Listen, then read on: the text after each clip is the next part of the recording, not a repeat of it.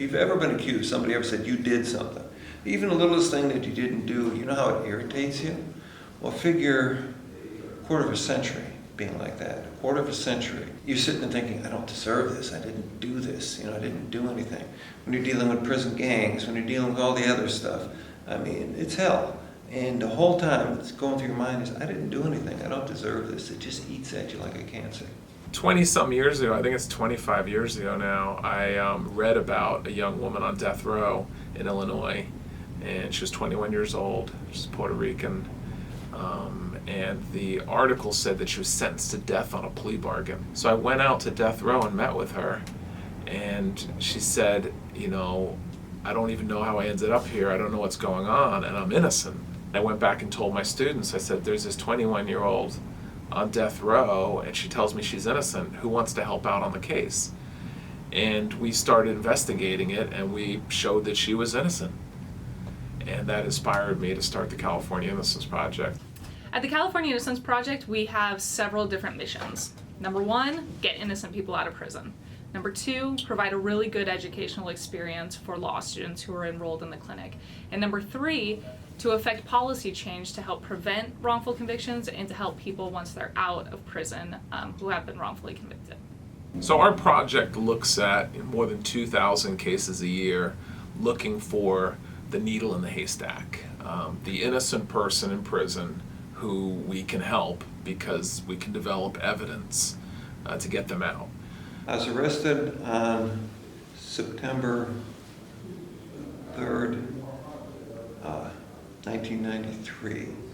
I got out on June 21st, 2016. It's a long time.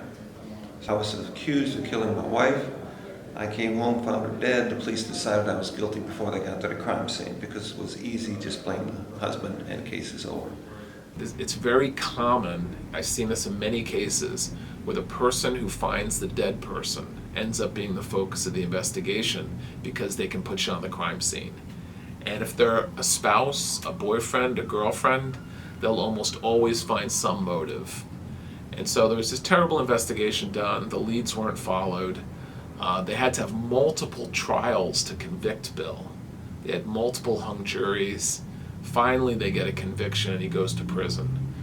We take the case on, we develop a whole lot of evidence of his innocence, including DNA evidence that showed someone else was on the crime scene, hair under Pamela Richards' fingernails that didn't match her and didn't match Bill.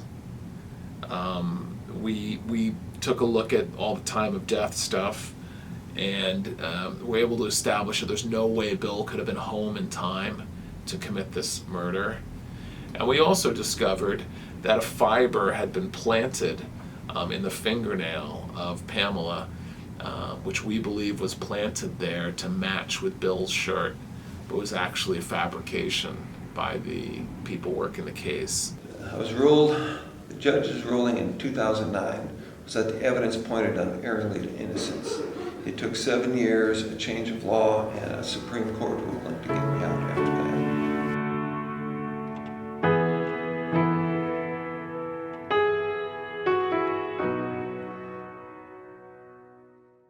One of the really bad things about prison is it takes people out of society and then it takes them out of normal life. And that's really contrary to rehabilitation because now you put them back in that life and now it's even harder than before they went in. You have exonerees with problems just getting their driver's license back, exonerees with problem getting health care, getting a job, because how do you fill in a 20-year gap on your resume of no job experience? There's a lot of disconnect with technology because technology has come so far in the past 20 years that people who have spent a substantial amount of time just are very, very behind the curve on that.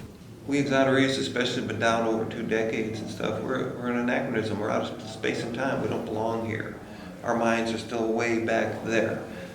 We have to catch up on technology. We have to catch up on everything. I drive down the street I used to live on. I don't recognize it because the trees are so big.